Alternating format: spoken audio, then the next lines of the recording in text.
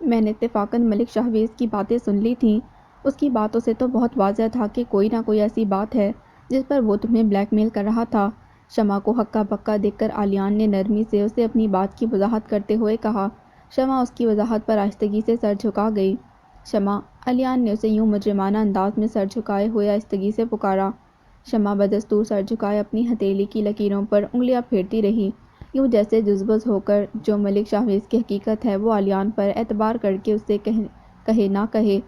دیکھو شمع، میں کسی تجسس کے ہاتھوں مجبور ہو کر تم سے یہ سوال نہیں کر رہا۔ علیان نے اسے گومگوں حالت میں دیکھا تو سمجھاتے ہوئے بولا۔ شمع نے دھیرے سے سر اٹھا کر علیان کی جانب دیکھا۔ پھر کیوں جاننا چاہتے ہو؟ شمع کی پرنم آنکھوں میں سوال ہی سوال تھے۔ تمہاری مدد کرنا چاہتا ہوں، جاننا چاہتا ہوں حقائق کیا ہیں تاکہ تمہیں آنے والے مشکل حالات سے بچا سکوں۔ میں جاننا چاہتا ہوں کہ ملک شہباز تمہیں کیوں پریشان کر رہا ہے اور تم یہ سب خاموشی سے برداشت کیوں کر رہی ہو؟ علیان کی باتوں سے شمع کے دل میں اپنائیت کا احساس جاگا۔ خاموشی سے برداشت کرنے کے علاوہ اور کوئی چارہ بھی تو نہیں ہے میرے پاس، وہ آہستگی سے گویا ہوئی۔ ایسا نہیں ہے شمع، یہ بے بسی لاچارگی اپنی ذات پر تم نے خود حاوی کر رکھی ہے۔ تم اپنی پریشانی کہہ کر تو دیکھو، پھر کوئی تمہارا ساتھ نہ دے تو شکوہ کرنا۔ علیان نے دوستانہ انداز میں اسے سمجھاتے ہوئے کہا۔ شکوہ تو ابھی میرے لبوں پر آنے سے قاصر ہے، اگرچہ زیادتی پر جاتی تو میں اس دن سے برداشت کر رہی ہوں جس دن سے یہ مصیبت مجھ پر طاری ہوئی ہے۔ کوئی ایک دن بھی تو ایسا نہیں گزرا جب مجھے کٹہرے پر کھڑا کر کے الزام تراشی نہ کی گئی ہو۔ وہ گناہ جو میں نے کیا ہی نہیں، اس گناہ کا حساب میں روز دیتی ہوں، پھر بھی شکوہ میرے لبوں پر نہیں۔ ہاں مگر دکھ ہے اور شاید اب کسی پر بھروسہ نہ کر سکوں۔ شمع دکھی لہجے میں دھیرے سے گویا ہوئی۔ نہیں ایسا نہیں ہے، تم بھروسہ کر سکتی ہو۔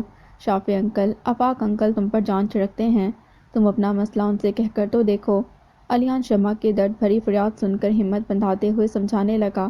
شمع نے جو کچھ بھی کہا تھا وہ بے حد تلخ تھا، دکھی کر دینے والا تھا، مگر علیان سامنے موجود اس موم سی لڑکی کو ٹوٹنے نہیں دینا چاہتا تھا۔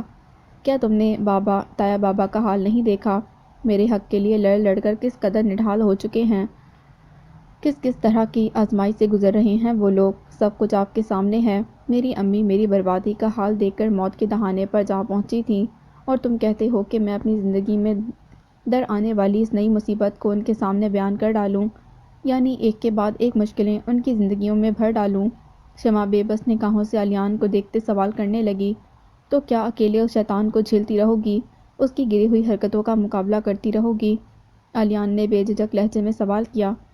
سوائے خاموشی کے اور کوئی راستہ بھی نہیں میرے پاس، شمع نے سر جھکا کر پست لہجے میں اپنی بات کہی۔ بعض اوقات خاموشی ظلم بن جاتی ہے، جس خاموشی کو اختیار کرنے کا قصد تم اٹھانا چاہ رہی ہو، ایسا نہ ہو کہ وہ خاموشی تم پر ایک بار پھر عذاب بن کر ٹوٹے۔ اگر تم چاہو تو اپنا مسئلہ مجھ سے شیئر کر سکتی ہو، علیان نے اس کی مجبوری اور بے بسی کو محسوس کرتے ہوئے اپنائیت سے کہا۔ شمع نے علیان کی بات پر سر اٹھا کر اسے بغور دیکھا۔ اس کی آنکھوں میں اسے سچائی نظر آئی۔ دل میں آیا کہ اس مخلص انسان کے آگے اپنے دل کی ہر بات کہہ ڈالے، ہر مسئلہ بیان کر ڈالے، مگر پھر عقل نے اس کی خواہش کو لگام ڈال دی۔ رک جاؤ شمع بی بی، اتنی جلدی نہ مچاؤ اپنا حال بیان کرنے میں، ایسا نہ ہو کہ تمہاری یہ جذباتی کیفیت ایک بار پھر تمہیں کسی مشکل میں ڈال دے۔ عقل کی سرزش پر شمع نے علیان کے چہرے پر مرکوز نگاہوں کا رخ پھیر کر خاموشی سے سر جھکا ڈالا۔ علیان نے اس کے انداز سے جھلکتی جھجک کو محسوس کرتے ہوئے دھیمے مگر اپنائیت بھرے لہجے میں مخاطب کرتے ہوئے کہا۔ میں اصرار کر کے تمہیں مجبور نہیں کروں گا، ہاں مگر اتنا یقین دلاتا ہوں کہ جب کبھی تمہیں مدد کی ضرورت ہو مجھ پر اعتبار کر لینا۔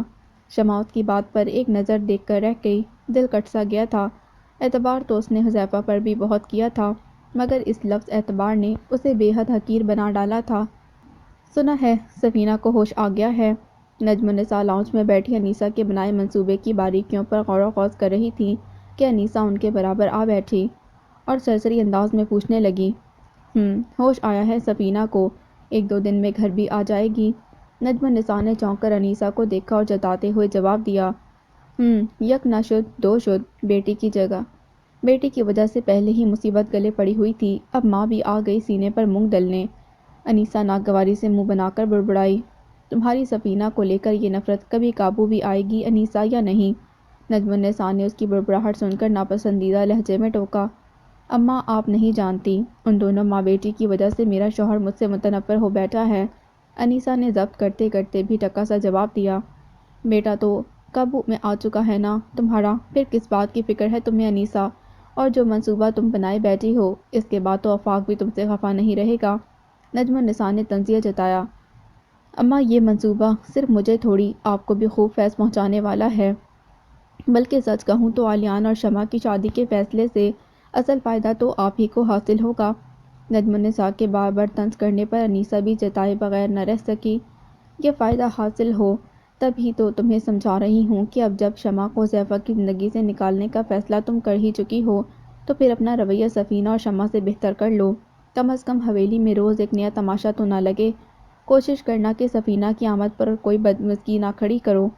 نجم النساء نے انیسہ کو ٹوکتے دور اندیشی سے سمجھایا۔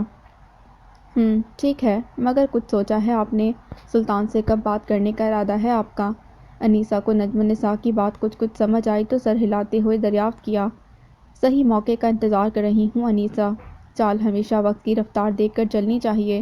سفینہ گھر آ جائے، حویلی کا ماحول ذرا بہتر ہو جائے تو پھر سلطان سے بات کروں گی۔ نجم النساء نے پرسوچ انداز میں جواب دیا۔ السلام علیکم۔ شمع اسی پل علیان کی ہمراہ حویلی میں داخل ہوئی۔ نجم النساء اور انیسہ کو سامنے پا کر اس نے آہستگی سے سلام کیا۔ نجم النساء اور انیسہ چونکتے ہوئے شمع کی جانب متوجہ ہوئیں۔ شمع کے ہمراہ علیان کو موجود پا کر انیسہ نے معنی خیزی سے مسکرا کر نجم النساء کو دیکھا۔ نجم النساء نے انیسہ کی نگاہوں کا مفہوم سمجھتے علیان کو بغور دیکھا اور پھر آگے بڑھ کر شمع کی جانب متوجہ ہوئیں۔ شمع کیسی ہو میری بچی؟ شمع کے سر پر ہاتھ پھیرتے وہ نرمی سے دریافت کرنے لگیں۔ میں ٹھیک ہوں دادی، شمع نے دھیمے لہجے میں جواب دیا۔ اس کے عقب میں کھڑے علیان نے نظر اٹھا کر شمع کو دیکھا اور اس کا چہرہ واضح طور پر تھکن سے چور تھا۔ اور سفینہ؟ نجم النساء نے سوالیہ نظروں سے پوتی کا تھکن زدہ چہرہ دیکھا۔ امی اب پہلے سے بہت بہتر ہیں دادی، ڈاکٹر نے کہا ہے کہ کل تک انہیں آبزرویشن میں رکھیں گے، اس کے بعد ڈسچارج کر دیں گے۔ شمع کی آنکھوں میں ماں کے ذکر پر چمک سی کوندی تھی۔ نجم النساء کی تجربہ کار نگاہوں نے لمحوں میں اس کی چمک کو اپنے حصار میں قید کیا تھا۔ اچھا ہے سفینہ خیر و عافیت سے گھر لوٹ آئے۔ نجم النساء نے امید افزا انداز میں مسکراتے ہوئے شمع کو اور پھر انیسہ کو دیکھا۔ جواباً انیسہ بھی معنی خیزی سے مسکرا اٹھی۔ میں کچھ دیر آرام کر لوں دادی؟ شمع نے اجازت طلب نگاہوں سے نجم النساء کو دیکھتے ہوئے دریافت کیا۔ ہاں بیٹا جاؤ، آرام کر لو۔ نجم النساء نے نرم لہجے میں سر ہلاتے ہوئے اشارہ کیا۔ شمع اپنے کمرے کی جانب بڑھنے لگی۔ علیان خاموش نگاہوں سے شمع کو جاتے دیکھنے لگا۔ میرے خیال میں تمہیں بھی آرام کر لینا چاہیے۔ انیسہ نے علیان کو شمع کی جانب متوجہ پا کر معنی خیز نگاہوں سے دیکھتے طنز کیا۔ نہیں، میں ابھی ملازمہ کو لے کر واپس ہاسپٹل جاؤں گا۔ علیان نے انیسہ کے چہرے پر پھیلی عجیب سی مسکراہٹ کو نظر انداز کرتے ہوئے سپاٹ لہجے میں جواب دیا۔ تمہیں فکر کرنے کی ضرورت نہیں ہے، ملازمہ کو ڈرائیور کے ساتھ ہسپتال پہنچا دیا جائے گا۔ نجم النساء نے اس کی بات سن کر کھدرے لہجے میں جواب دیا۔ بابا ہاسپٹل میں ہیں اور انہوں نے مجھے ملازمہ کو ساتھ لے کر واپس آنے کا کہا ہے۔ میں باہر گاڑی میں انتظار کر رہا ہوں، ملازمہ کو بھیج دیں۔ علیان ان دونوں پررونق خاتون سے نخوت زدہ چہرے کو دیکھ کر سپاٹ لہجے میں بولا اور باہر چلا گیا۔ بابا کا فرمانبردار بیٹا، انیسہ تنفر آمیز انداز میں سر جھٹکتے ہوئے ہولے سے بڑبڑائی۔ واہ سلطان واہ، اپنی ماں کی حکم عدولی کر کے مجھ سے بغاوت کر کے تم اپنے بیٹے سے بھرپور فرمانبرداری کی امید لگائے بیٹھے ہو۔ جس طرح تم مجھ سے باغی ہوئے تھے، اسی طرح تمہارے بیٹے کو بھی اگر میں نے باغی بنا کر تمہیں اپنے سامنے نہ جھکایا تو میرا نام بھی نجم النساء نہیں۔ نجم النساء نے علیان کو کینہ توز نگاہوں سے جاتا دیکھ کر دل ہی دل میں خود سے عہد باندھا تھا۔ ابا جی، مجھے آپ سے کچھ خاص بات کرنی ہے۔ ملک فیاض اپنے کمرے میں بیٹھے تھے، تبھی ملک شاہویز ان کے کمرے میں داخل ہو کر انہیں متوجہ کرتے ہوئے بولا۔ اتنی رات گئے، ضروری بات؟ خیریت تو ہے نا بیٹا؟ ملک فیاض نے گھڑی میں وقت دیکھتے تعجب سے ملک شاہویز کو دیکھا۔ خیریت ہے ابا جی، بس کچھ اہم بات کرنی تھی آپ سے۔ ملک شاہویز تسلی دیتے ان کے سامنے بستر پر جا بیٹھا۔ کہو پھر کیا بات ہے؟ ملک فیاض مکمل طور پر ملک شاہویز کی جانب متوجہ ہوئے۔ میں شادی کرنا چاہتا ہوں ابا جی۔ ملک شاہویز نے اپنی نگاہیں ملک فیاض کے چہرے پر جماتے ہوئے ان کو بھونچکا کر ڈالا۔ کیا کہا شادی کرنا چاہتے ہو؟ مگر اچانک شادی کا خیال کہاں سے آ گیا تمہیں؟ ملک فیاض حیرت زدہ سے بولے۔ بس آ گیا ابا جی، اور اب فیصلہ کر لیا ہے میں نے، شادی کروں گا اور بہت جلد کروں گا۔ ملک شہباز معنی خیزی سے مسکراتے ہوئے بولا۔ لگتا ہے کوئی لڑکی تمہیں دل و جان سے پسند آ گئی ہے، تبھی شادی کے لیے سنجیدہ ہوئے ہو۔ ملک فیاض ہولے سے مسکراتے ہوئے بولے۔ وہ خود اب ملک شہباز کی شادی کرنا چاہتے تھے، مگر اس کی بے راہ روی اور غیر سنجیدہ طبیعت کو دیکھ کر وقتی طور پر خاموش تھے۔ مگر اب جب وہ خود شادی کا ذکر چھیڑے بیٹھا تھا تو فطرتاً وہ بھی خوش ہوئے تھے۔ پسند تو آ گئی ہے، بس اب اسے حاصل کرنا ہے ابا جی۔ ملک شہباز ذومعنی انداز میں مسکرایا۔ کس کی بات کر رہے ہو شہباز؟ بیٹے کے پراسرار انداز پر ملک فیاض بری طرح چونکے۔ شمع کی بات کر رہا ہوں ابا جی، ملک شہباز بڑے اعتماد کے ساتھ گویا ہوا۔ شمع؟ شافی الدین کی بیٹی شمع کی بات کر رہے ہو شہباز؟ ملک فیاض بری طرح ٹھٹکے۔ ابا جی آپ صحیح سمجھے ہیں، میں اسی شمع کی بات کر رہا ہوں، آپ جلد از جلد حویلی میں میرا رشتہ لے کر جائیں۔ ملک شہباز نے ڈھٹائی سے جواب دیا۔ تمہارا دماغ خراب ہو چکا ہے ملک شہباز، تم اچھی طرح جانتے ہو کہ اس بچی کا رشتہ حذیفہ کے ساتھ طے ہے، اس کے باوجود تم مجھے اس کا رشتہ لے کر بھیجنا چاہ رہے ہو، یعنی کہ تم میری اب تذلیل کروانا چاہتے ہو۔ ملک فیاض بیٹے کی فرمائش پر غصے سے گرج اٹھے۔ ابا جی حذیفہ سے رشتے کی اب کوئی اہمیت نہیں رہ گئی، بس ختم سمجھیں، اور یہ رشتہ بھیجنے کی بات بھی میں کوئی ایسے ہی نہیں کر رہا آپ سے، میرا رشتہ بھیجنے پر شمع کو بھی کوئی اعتراض نہیں ہے۔ ملک شہباز نے شمع کے حوالے سے من گھڑت باتیں گھڑتے ہوئے ملک فیاض کو رام کرنا چاہا۔ اچھا، جس لڑکے کی وجہ سے اس معصوم بچی کی زندگی ایک عذاب کا روپ دھار چکی ہے، وہ لڑکی سارے جہاں میں چھوڑ کر اس لڑکے سے شادی کے لیے راضی ہوگی جس نے اس کی عزت ہی زمانے میں ملیا میٹ کر ڈالی۔ ملک فیاض کو بیٹے کی بات ہضم نہ ہوئی تو طنزیہ لب و لہجہ اختیار کرتے ہوئے بولے۔ اوہو ابا جی، مانا میں نے غلط کر ڈالا ہے اس کے ساتھ، مگر یہ بھی تو دیکھیں کہ اس کے اپنوں نے کون سا اچھا سلوک اس کے ساتھ روا رکھا ہے، زمانے بھر میں اتنا تنہا کر ڈالا ہے اسے، اور وہ حذیفہ جو اپنی محبت کا دم بھرا کرتا تھا وہ اب اسے منہ تک نہیں لگاتا۔ اور سچ تو یہ ہے ابا جی کہ مجھے بھی اب شدت سے احساس ہو چکا ہے اپنی غلطی کا، اور ایسے میں جب کوئی اس بیچاری کا ساتھ دینے کو تیار نہیں، میں اپنی غلطی کا مداوع کرنا چاہتا ہوں، اس مشکل صورتحال میں اس بیچاری کا ہاتھ تھامنا چاہتا ہوں۔ ملک فیاض کے مشکوک ہونے پر ملک شہباز نے بڑی چالاکی سے پینترا بدلتے ہوئے اپنا موقف پیش کیا۔ کیا واقعی حذیفہ شمع سے اپنا تعلق مزید نہیں رکھنا چاہتا؟ ملک فیاض اس کی بات سن کر شش و پنج میں مبتلا ہو بیٹھے۔ ملک شہباز کی بات میں انہیں کافی حد تک سچائی محسوس ہو رہی تھی۔ شمع کے ساتھ حویلی والوں کے سرد رویے کا مظاہرہ تو وہ خود اپنی آنکھوں سے دیکھ چکے تھے، مگر اس معاملے میں مزید کوئی بات کہہ کر وہ سفینہ اور شمع کی زندگیوں میں مشکلات پیدا نہیں کرنا چاہتے تھے۔ مگر اب ملک شہباز کی باتوں نے انہیں ٹھنکتے ہوئے سوچنے پر مجبور کر ڈالا تھا۔ شمع کے لیے ان کے دل میں ویسے ہی کافی نرم جذبات تھے، وجہ صرف یہ نہیں کہ وہ سفینہ کی بیٹی تھی، بلکہ ان کے ساتھ ان کے بیٹے کے ہاتھوں جو زیادتی ہوئی اس نے انہیں اس معصوم لڑکی کے حوالے سے سوچنے پر مجبور کر ڈالا تھا۔ ابا جی یہ حویلی والے بڑے چھوٹے دل کے مالک لوگ ہیں، جب محبت کرتے ہیں تو سر پر بٹھا لیتے ہیں، اور جب نفرت کرتے ہیں تو اسی کو اپنے قدموں تلے رون ڈالتے ہیں۔ بیچاری شمع کے ساتھ بھی حویلی میں یہی کچھ ہو رہا ہے۔ ملک شہباز نے لوہا گرم دیکھ کر مزید ضرب لگائی۔ اور تم یہ کیسے جانتے ہو؟ ملک فیاض نے اس کے چہرے کو دیکھتے سوال کیا۔ میں پٹی کروانے گیا تھا ہسپتال، وہاں پتہ چلا کہ اس کی ماں کو ہوش آ گیا ہے، انسانیت کے ناطے حال پوچھنے گیا تھا، مگر حذیفہ اس وقت وہاں موجود تھا اور اس کی کردار کشی کرتے جلی کٹی سنا رہا تھا۔ میں تو سن نہ پایا ابا جی، واپس چلا آیا، تبھی سے دل میں ایک بوجھ سان پڑا ہے، کافی دیر تک سوچتا رہا، پھر اسی فیصلے پر پہنچا ہوں جو آپ کے سامنے عرض کر چکا ہوں۔ ملک شہباز مغموم چہرہ بنائے افسردہ لہجے میں سچ جھوٹ کی آمیزش سے گھڑی ہوئی کہانی سناتے جواب دے گیا۔ ٹھیک ہے، تمہارے دل میں کیا ہے اس کا اندازہ ہو چکا ہے مجھے، یہ اچھی بات ہے کہ جو تم سوچ رہے ہو وہ تم نے میرے سامنے کہہ ڈالا۔ بہرحال تم اب اس حوالے سے پریشان نہ ہو، میں ابا جی سے مشورہ کرتا میں دیکھتا ہوں، پھر جو مناسب ہوا وہی فیصلہ کریں گے، البتہ اب شمع یا حویلی کے کسی فرد سے اس کے متعلق بات نہ کرنا۔ انہوں نے پرسوچ انداز میں بات ختم کرتے ہوئے کہا۔ ٹھیک ہے ابا جی، جو آپ کا حکم، ملک شہباز مسکراتے ہوئے بولا اور اپنی جگہ سے اٹھ کر کمرے سے جانے لگا۔ جاتے جاتے ایک نظر اس نے ان کے پرسوچ چہرے پر ڈالی، معنی خیز مسکراہٹ بے اختیار اس کے لبوں کا احاطہ کر گئی۔ اوئے کمال کر ڈالا شہبازے، اپنے ہی باپ کو بنی بنائی کہانیوں سے شیشے میں اتار ڈالا۔ صدقے جاؤں بھائی، صدقے ملک شاہویزے، تیری ہوشیاری کو کسی کی نظر نہ لگے۔ خود کو سراہتے شاباش دیتا وہ کمرے سے باہر آ گیا۔ حذیفہ، تمہارے ساتھ تو میں وہ کھیل کھیلوں گا کہ مرتے دم تک ملک شاہویز سے پنگا لینے پر پچھتاتے رہو گے۔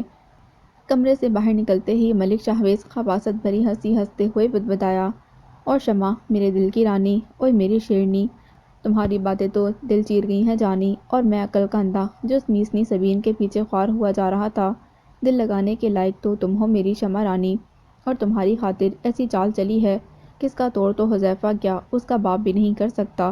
ملک شاہویز مکروہ انداز میں مسکراتے دل ہی دل میں شمع کے تصور سے ہم کلام ہوتا اپنے کمرے کی جانب بڑھنے لگا۔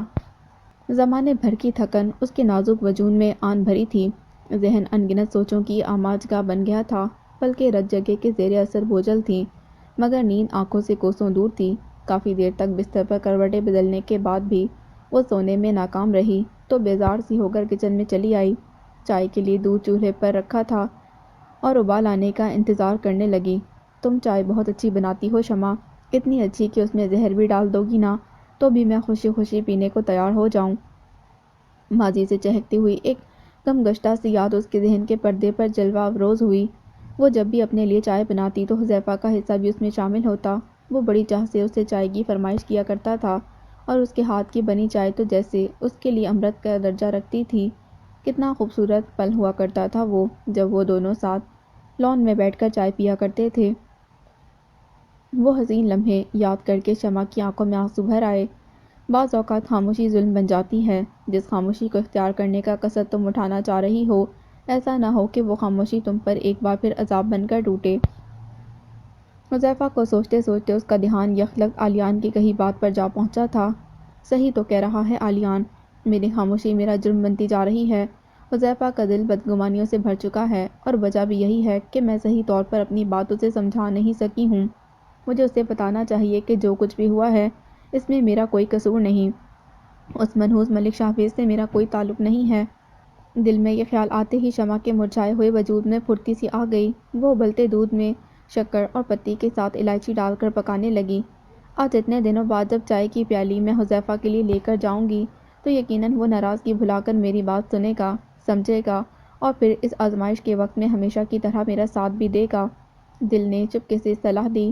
شمع پیالیوں میں چائے ڈال کر کچن سے باہر نکلنے ہی لگی تھی کہ سبین مسکراتی ہوئی کچن میں داخل ہوئی، مگر سامنے شمع کو دیکھ کر اس کے چہرے پر ایک دم سے ناگواری پھیل گئی۔ بڑی چائے شائے بنائی ہے تم نے، کس کے لیے لے کر جا رہی ہو؟ اپنے نئے نویلے کزن عالیان کے لیے؟ سبین نے پہلے چائے اور پھر شمع کو ناپسندیدہ نگاہوں سے گھورتے طنزیہ لہجے میں کہا۔ میں چائے جس کے لیے بھی لے کر جاؤں، تمہیں اس سے کیا مطلب ہے سبین؟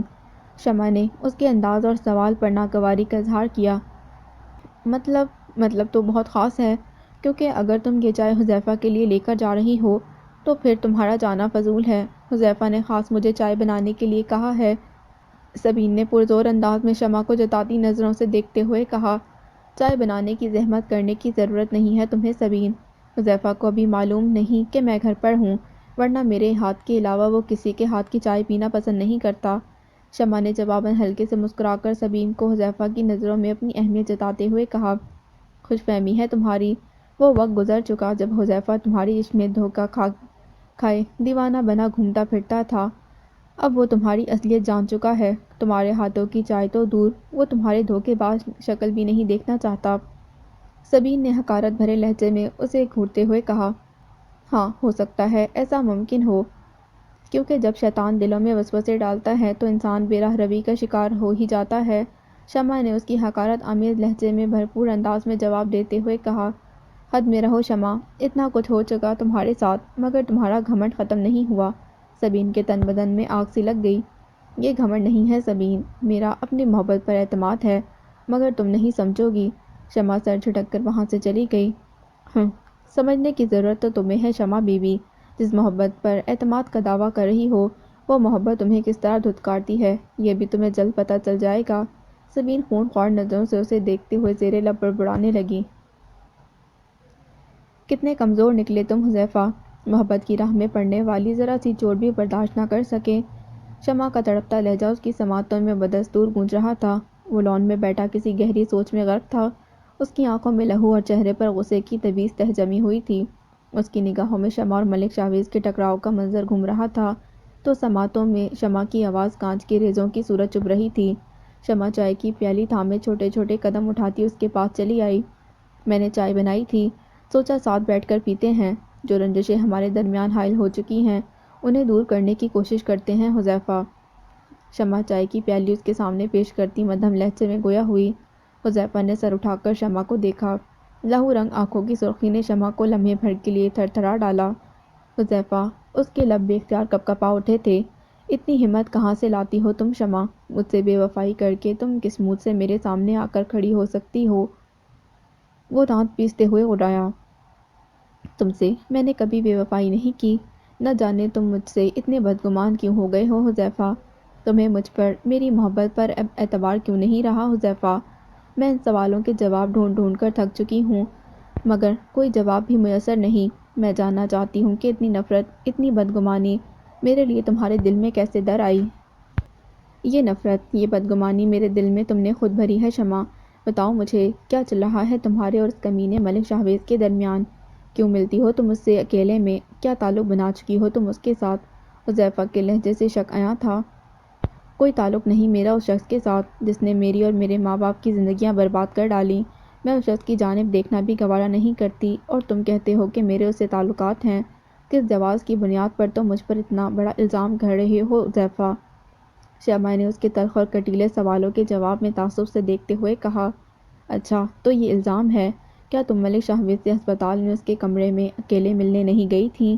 اور صرف یہی نہیں، چچی کی عیادت کے بہانے تم موقع ملتے ہی اس آوارہ گرد انسان سے نہیں ملتی؟ بولو، کیا میں غلط کہہ رہا ہوں؟ جواب دو شمع۔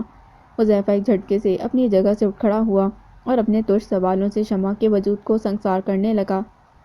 کس قدر گھٹیا الزامات لگا رہے ہو حذیفہ؟ کچھ تو خدا کا خوف کرو۔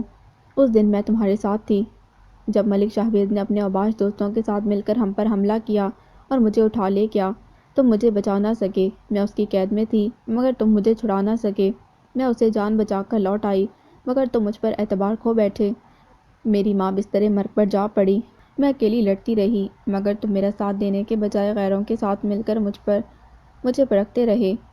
میں اپنے باپ کے لیے خوار ہوتی رہی مگر تم شک کی آگ میں پڑے جھلستے رہے۔ وہ اوباش انسان جسے میں جانتی بھی نہ تھی، نہ جانے تم سے کیا دشمنی تھی جو تمہیں شکست دینے کی غرض سے وہ میری جان کے پیچھے پڑ گیا۔ میں تمہیں کیا سمجھتی رہی اور تم کیا بن گئے حذیفہ؟ مجھے کٹہرے میں کھڑا کرنے سے قبل تم اپنے کردار اور اعمال کا بھی حساب لو حذیفہ۔ شمع نے اس کی آنکھوں میں جھانکتے اس کی جانب اچھالے گئے ہر اینٹ کا جواب پتھر سے دیا۔ حذیفہ لب بھیچے اسے غصے سے گھورتا چلا گیا۔ اکیلے میں سوچنا حذیفہ کہ وفا کس نے نبھائی ہے اور بے وفائی کس نے کی ہے۔ شمع متعصب نگاہوں سے اسے دیکھتے واپس پلٹ گئی۔ سمجھ نہیں آتا کہ اس پر یقین کروں جو اپنی آنکھوں سے دیکھ رہا ہوں یا اس پر جو تمہاری زبان سے سن رہا ہوں شمع۔ حذیفہ دائیں ہاتھ پر بائیں ہاتھ سے مکہ مارتے بے بسی سے بڑبڑانے لگا۔ وہ ایک چھوٹا سا اسٹور نما کمرہ تھا جس کی اونچی دیواروں کی مغربی سمت میں روشن دان نصب تھا۔ مونا اسی اسٹور میں قید تھی، اس کے دونوں ہاتھ پشت کی جانب اور پیر باندھے ہوئے تھے۔ دن ڈھل رہا تھا، رات میں تبدیل ہو چکا تھا مگر غضنفر کی کوئی خیر خبر نہ تھی۔ مونا کے دل میں رہ رہ کر غصے سے بھرا ابال اٹھ رہا تھا۔ دل ہی دل میں وہ کئی بار غضنفر کو بے غیرت کہہ کر بارہا مرتبہ کوس چکی تھی۔ اب تلک تو اسے خبر مل چکی ہوگی کہ اس کی اکلوتی بہن اس کے کرتوتوں کے باعث غنڈوں کے ہاتھوں میں جا پھنسی ہے مگر نہ وہ اب تلک اس کی مدد کو آیا نہ ہی کسی ساتھی کو بھیجا۔ ایسا بے غیرت بھائی اللہ کسی دشمن کو بھی نہ دے۔ مونا جلے دل کے پھپولے پھوڑتے ہوئے اسے کوس رہی تھی۔ پیاس کے باعث اس کا گلا خشک ہو چکا تھا۔ کوئی ہے، کوئی ہے، وہ گھٹی گھٹی آواز میں صدائیں لگانے لگی۔ کیا بات ہے؟ کیوں شور مچا رہی ہو؟ باہر سے کرخت آواز سنائی دی، ارے ظالمو، کم از کم پانی تو پلا دو۔ پیاس سے گلا خشک ہوا جا رہا ہے، مونا نے مرجھائے ہوئے انداز میں کہا۔ او بی بی چپ کر جاؤ، جب سے آئی ہو تب سے فرمائشی پروگرام چلا جا رہا ہے، کبھی یہ چاہیے تو کبھی وہ چاہیے، جب سے آئی ہو ناک میں دم کر رکھا ہے۔ مشٹنڈے نوجوان نے زج آمیز لہجے میں مونا کو گھڑکا۔ اوئے اسے لے کر چلو، اسلم بھائی نے بلوایا ہے۔ قبل از کہ مونا اس مشٹنڈے کی بات کا جواب دیتی، اسلم بھائی کے ایک اور چیلے نے آ کر اپنے ساتھی کو پیغام پہنچایا۔ اگلے ہی پل وہ مشٹنڈا نوجوان اور اس کا ساتھی دروازہ کھول کر کمرے میں داخل ہوئے اور مونا کو دونوں بازوؤں سے گھسیٹتے اسٹور سے باہر لے گئے۔ مونا ناگواری سے ان دونوں کو گھورتی ان کے ساتھ گھسیٹتی چلی گئی۔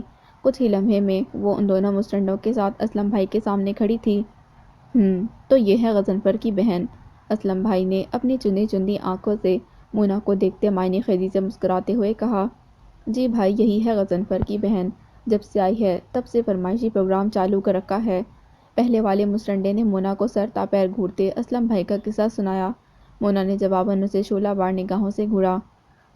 آخر بہن کس کی ہے؟ اس چوہے غضنفر کی۔ اس نے بھی تو ہمیں ایسے ہی پریشان کر رکھا ہے۔ سالہ لاکھوں پیسے کھا کر بیٹھا ہے اور لوٹانے کے وقت کسی آوارہ کتے کی طرح دم دبا کر بھاگ جاتا ہے۔ اسلم بھائی نے غصے سے غضنفر کا حوالہ دیتے ہوئے کہا، اب نہیں بھاگ پائے گا بھائی، اب اس کی بہن ہاتھ آئی ہے، بہن کو چھڑانے تو آنا ہی پڑے گا اسلم بھائی۔ دوسرے مسٹنڈے نے آنکھیں گھماتے مونا کی جانب اشارہ کرتے ہوئے کہا، خوش فہمی ہے تم لوگوں کی، بہن کو چھڑانے کے لیے بھائیوں میں غیرت چاہیے ہوتی ہے، اور میرے بھائی میں اتنی غیرت نہیں ہے کہ وہ مجھے بچانے کے لیے اپنی جان مشکل میں ڈالے۔ تمہیں لوٹانے کے لیے جتنی رقم اسے درکار ہے وہ چند دن کیا مہینے بھر میں بھی ارینج نہیں کر پائے گا وہ۔ مونا ان لوگوں کی تمام گفتگو کا لب لباب جان کر چالاکی سے خود پر بے چارگی طاری کرتے ہوئے بولی، اچھا نہ آئے پھر، ہمارے لیے غضنفر کی یہ چھوئی موئی سی بہن ہی کافی ہے۔ اسلم بھائی نے مونا کی بات کو ایک کان سے سن کر دوسرے کان سے اڑاتے ہوئے مزہ لیتے ہوئے کہا، نہیں، میرا مطلب یہ نہیں تھا، میں تو بس یہ کہنا چاہ رہی تھی کہ مجھے جانے دو، جتنے پیسے تمہیں چاہیے میں وہ ارینج کر کے دے دوں گی، مگر خدا را مجھے گھر جانے دو۔ مونا اسلم بھائی کی خباثت بھری نظروں سے گھبرا کر عاجزی سے بولی، سونے کی چڑیا ہاتھ آئی ہے، ایسے کیسے جانے دوں؟ تیرا بھائی قرض پر قرض چڑھا کر میری رقم لے کر فرار ہے اور مشکل سے اس کی بہن ہاتھ آئی ہے، اسے جانے دے کر اپنے پیر پر کلہاڑی مار لوں؟ اسلم بھائی کو کیا اتنا پاگل سمجھ رکھا ہے تم نے لڑکی؟ اسلم بھائی نے مونا کو سر تا پیر دلچسپ نظروں سے گھورتے ہوئے جواب دیا، نہیں، دیکھیں اسلم بھائی، میری بات سنیں، میرے پاس آپ کو لوٹانے کے لیے آدھی رقم ہے، آپ لوگ مجھے بس ایک موقع دیں۔ مونا خود کو مصیبت میں پھنسا دیکھ کر منمناتے ہوئے کہنے لگی، او بس کرو لڑکی، زیادہ چالاکیاں دکھانے کی ضرورت نہیں، دونوں بہن بھائی ایک ہی سکے کے دو رخ ہیں، ایک سے بڑھ کر ایک نوٹنکی باز۔ اسلم بھائی نے ہاتھ کے اشارے سے مونا کو روکتے ہوئے غصے سے جھڑکا۔ مونا اسلم بھائی کی دھاڑ پر تھرتھرا اٹھی، لے جاؤ اسے اور اسٹور میں بند کرو، اور زیادہ بڑبڑائے تو اس کے منہ پر پٹی باندھ دو، سونے کی چڑیا ہے، یہ بڑبڑانا خوب جانتی ہے، اگر بھاگنے کی کوشش کرے تو اس کے پر قطر ڈالنا۔ اسلم بھائی نے اپنی ذومعنی نگاہیں مونا کے چہرے پر گاڑتے ہوئے کہا۔ مونا کے پورے وجود میں کپکپی سی دوڑ گئی۔ اسلم بھائی کے دونوں مسٹنڈے چیلے مونا کو دونوں جان سے پکڑ کر گھسیٹتے ہوئے واپس لے جانے لگے۔ چھوڑ دو مجھے بدتمیزوں، مونا شور و غل کرتی ان دونوں کے ساتھ گھسیٹتی چلی گئی۔ پتہ ہوتا کہ غضنفر کی بہن اتنی حسین اور کام کی چیز نکلے گی تو اس چوہے کے پیچھے بھاگنے کی بجائے اسے ہی اٹھا لاتا۔ اسلم بھائی خباثت سے مسکراتے زیر لب بڑبڑایا۔ مونا کی نظروں سے اوجھل ہوتے ہی وہ موبائل پر نمبر ڈائل کرنے لگا۔ حسینہ بائی، ایک چمکتا دمکتا لشکارہ مارتا ہیرا تمہارے لیے سنبھال رکھا ہے، اسلم بھائی کمینگی سے دائیں آنکھ دباتے مسکراتے ہوئے بتانے لگا۔ کیا ہوا، انکار کر ڈالا حذیفہ نے تمہارے ہاتھوں کی بنی اس خاص چائے پینے سے؟ شمع بھیگی آنکھوں کے ساتھ چائے کے دونوں کپ تھامے کچن کی جانب بڑھ رہی تھی، تبھی سبین نے اسے ٹوکا۔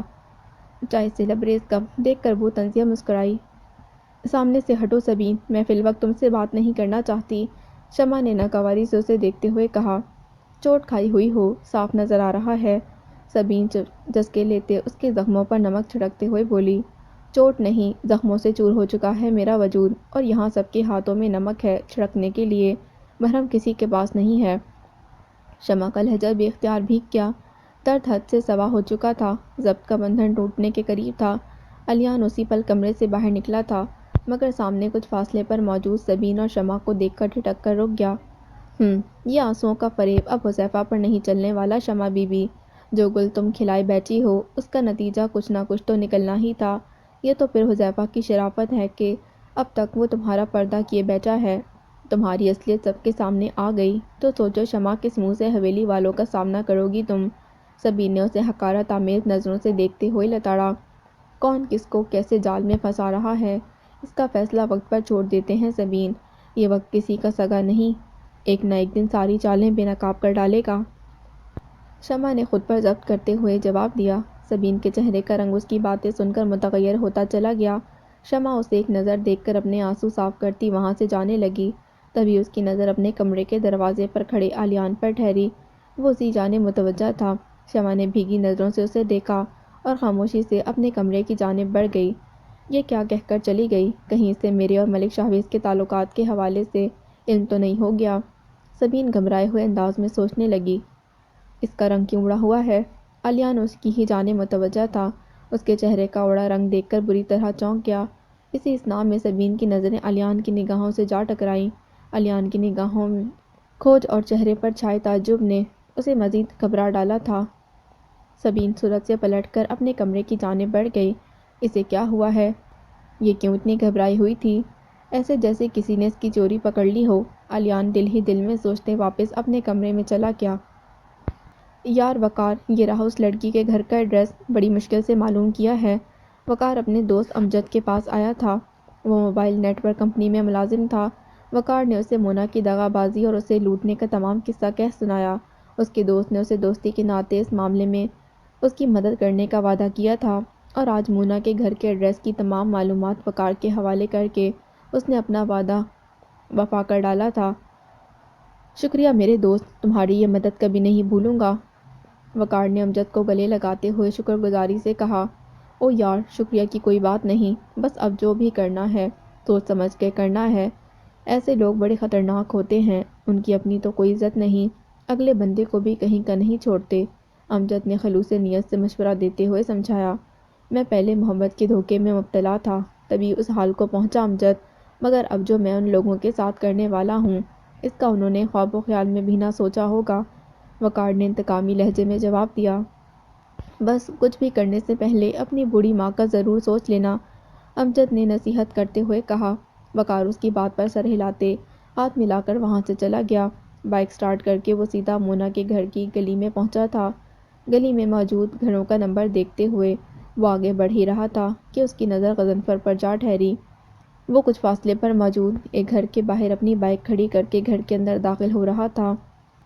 اس کے گھر کے اندر داخل ہوتے ہی وقار تیزی سے اس کی جانب بڑھا۔ گھر کے دروازے کے قریب پہنچا تو اندر سے غضنفر اور ایک عورت کی زور زور سے باتیں کرنے کی آوازیں آ رہی تھیں۔ وہ دروازے پر کان لگائے ان باتوں کو سننے لگا۔ او تیرا بیڑا غرق ہو کمبخت، تیرے چکر میں میری مونا کو وہ آوارہ بدماش اٹھا لے گئے ہیں۔ میمونہ نے غضنفر کی شکل دیکھتے اسے غصے سے لتاڑنا شروع کر دیا۔ مونا کے اٹھا لیے جانے کے بعد وہ بے بس سی گھر میں چلاتی شور مچاتی رہی۔ محلے والوں نے اس کی شور و غل کی آوازیں سنی تو گھر میں داخل ہو کر اسے رسیوں سے آزاد کروایا۔ میمونہ نے محلے کے کچھ لڑکوں کو غضنفر کی تلاش میں بھیجا، مگر اس کا کچھ پتہ نہ چل سکا۔ رات گزر گئی تھی، مگر وہ رات میمونہ کی انگاروں میں لوٹتے گزری، آنکھوں میں کاٹتے گزری۔ جوان جہان خوبصورت بیٹی کے ہونٹوں کے ہاتھوں اغواں ہونا، رات بھر گھر سے باہر رہنا کسی بھی ماں کی راتوں کی نیند اڑانے کے لیے کافی ہوتا ہے۔ میمونہ پر بھی وہ رات عذاب بن کر ٹوٹی تھی۔ ساری رات اس نے مونا کے حوالے سے فکر مند اور غضنفر کو کوستے گزاری تھی، اور اب دن ڈھلے وہ گھر لوٹا تو میمونہ اپنے غصے پر قابو نہ رکھ سکی۔ مل گئی ہے خبر مجھے، تبھی تو گھر لوٹا ہوں، چل اب لا دے مجھے وہ پیسے جو اس کے تھرڈ کلاس عاشق سے وصولے تھے۔ غضنفر نے بیزاری اور روکھے لہجے میں جواباً رقم کا تقاضا کرتے ہوئے کہا۔ وہ پیسے کیوں چاہیے تجھے؟ کیا کرے گا تو ان پیسوں کا؟ میمونہ کا ماتھا ٹھنکا۔ کیا کروں گا؟ تم بھی عجیب سوال کرتی ہو اماں، وہ پیسے دے کر ہی تو تمہاری لاڈلی کو واپس لے کر آؤں گا۔ میمونہ کے سوال پر غضنفر بری طرح بھڑکا۔ دیکھ غضنفر، وہ پیسے مونا کے ہیں، ان پر بری نظر نہ ڈال، بڑی محنت سے کمائے ہیں میری بچی نے۔ میمونہ غصے سے اسے تنبیہ کرتے ہوئے بولی۔ اچھا، بڑی محنت سے کمائے ہیں؟ غضنفر نے طنزیہ کھینچتے ہوئے جملہ ادا کیا۔ اس کی نگاہوں میں چھپا تمسخر دیکھ کر میمونہ سٹپٹاتے ہوئے انداز میں اپنی نظروں کا زاویہ بدل گئی۔ اس گدھے کے ساتھ شاپنگ ہوٹلنگ کرتی رہی، مہنگے مہنگے تحفے بٹورتی رہی، سینما میں فلمیں دیکھنے جاتی تھی۔ ان سارے کاموں کو محنت نہیں عیاشی کہتے ہیں اماں، عیاشی۔ محنت تو میں کیا کرتا ہوں۔ تمہاری لاڈلی کے افیئرز کے ڈراپ سین کا وقت آتا تو میں مار کٹائی کرنے پہنچتا تھا اپنے دوستوں کے ساتھ۔ ان پیسوں پر میرا بھی پورا پورا حق ہے، سمجھی اماں؟ غضنفر ایک ایک لفظ پر زور دیتے ماں کو جتاتا چلا گیا۔ باہر کھڑے وقار کے تن بدن میں انگارے سے بھرنے لگے۔ کس کماش کی لڑکی تھی مونا، اور وہ اسے محبت کی دیوی سمجھ کر پاگلوں کی طرح چاہنے لگا تھا۔ وہ دل ہی دل میں خود کو بری طرح کوستا چلا گیا۔ چل اب پیسے لا بھی دے، اپنی ذات پر نہیں لگا رہا، تیری لاڈلی کو ہی چھڑانے جا رہا ہوں۔ خالی ہاتھ کیا تو نہ بیٹی واپس آئے گی نہ میں، اب سوچ لو اماں، پیسے سینے سے چمٹا کر رکھو گی یا پھر اولاد کو۔ وہ بڑے مزے سے میمونہ کو امتحان میں ڈالتے صحن میں رکھی چارپائی پر دراز ہو گیا۔ پیسے عزیز ہیں یا اولاد؟ ایسی نکمی نکھٹو اولاد ہو تو گھر میں موجود گدھا بھی اسے بڑھ کر عزیز ہوگا۔ میمونہ اسے گھورتے ہوئے منہ ہی منہ میں بدبداتی ہوئی کمرے کے اندر چلی گئی۔ غضنفر نے کنکھیوں سے ماں کو اندر جاتے دیکھا اور مسکراتے ہوئے گنگنانے لگا۔ باہر موجود وقار اس گھر کی دیوار سے لگا ایک ایک آواز اپنی سماعتوں میں اتار رہا تھا۔ غضنفر کی کہی گئی تمام باتیں اس کے اندر انتقام کی آگ بھڑکا رہی تھیں۔ یہ لو پیسے اور جاؤ چھڑا کر لاؤ میری مونا کو۔ میمونہ واپس رقم کا لفافہ باہر لے آئی۔ غضنفر نے جھٹ آنکھیں کھول کر ماں کے ہاتھ میں پکڑے لفافے کی جانب دیکھا اور مکاری سے مسکرا اٹھا۔ چل اب اٹھ اور واپس لے آ میری بیٹی کو۔ میمونہ نے اسے ہنوز چارپائی پر پڑا دیکھا تو جھنجھلائے ہوئے انداز میں کہا، جا رہا ہوں اماں، جا رہا ہوں، اور تو فکر نہ کر، اب جو مرغا پھانسا ہے نا، اسی سے اس رقم سے دگنی رقم پیسے ایٹھ لیں گے۔ وہ ماں کے بگڑے تیور دیکھ کر تسلی دیتے ہوئے بولا، انشاءاللہ، بس تو میری بیٹی واپس لے آ غضنفر، تیرے چکر میں ان بدماشوں میں جا پھنسی ہے۔ نئی رقم کا تذکرہ سن کر میمونہ کا غصہ تھوڑا کم ہوا تو وہ مونا کو یاد کر کے اداس ہونے لگی۔ ارے اماں پریشان نہ ہو، اپنی مونا کسی پارے سے کم نہیں، اب تو وہ ان بدماشوں کو بھی اپنے جال میں پھنسا چکی ہوگی۔ غضنفر ہنستے ہوئے کہہ کر گھر سے باہر نکل گیا۔ وقار دیوار کی آڑ لے کر اسے بائک پر سوار ہوتا دیکھنے لگا۔ ایک کے بعد ایک تم دونوں بہن بھائی معصوم نوجوانوں کو اپنے فراڈ کا نشانہ بنا کر لوٹتے ہو، مگر اس بار تم دونوں نے پنگا غلط بندے سے لے ڈالا ہے۔ بس اب دیکھتے جاؤ میں تم دونوں بہن بھائی کے ساتھ کیا کرتا ہوں۔ غضنفر کے محلے سے نکلتے ہی وقار بھی اپنی بائک سٹارٹ کر کے اس کے تعاقب میں ہواؤں سے باتیں کرنے لگا۔